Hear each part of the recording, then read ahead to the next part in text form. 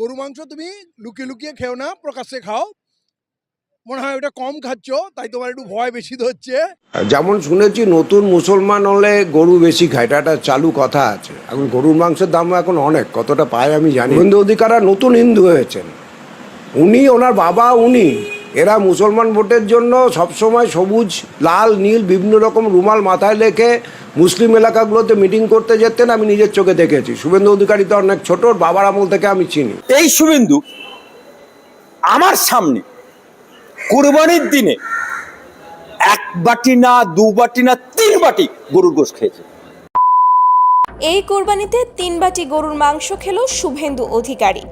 এই শয়তান সারা বছর ইসলাম ধর্মকে গালি দেয়, মুসলমানদের বিরুদ্ধে ঘৃণা ছড়ায়, আর ঈদ এলেই চুপচাপ 3 বাটি গরুর মাংস নিয়ে গিলতে থাকে।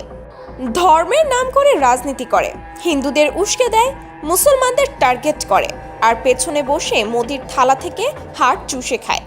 এই শুভেন্দু অধিকারী আসলে একটা মোদির চামচা, একজন ঠান্ডা মাথার ধর্ম ব্যবসায়ী, একজন অশান্তির দালাল, যে বাংলায় বিজেপির বিষ ঢালছে আর নিজের মুখে কোরবানির মাংস চালান করছে।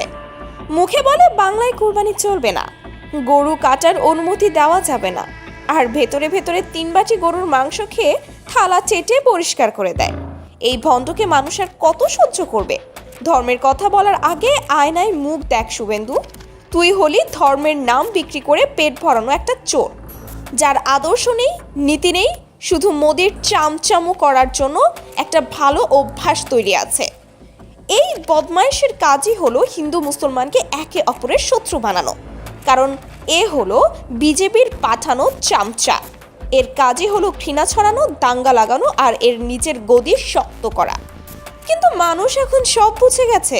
তুই যা করিস তা হলো দুপুরে ধর্মের নাটক আর রাতে চোরের মতো কুরবানির মাংস চুরি করে খাওয়া।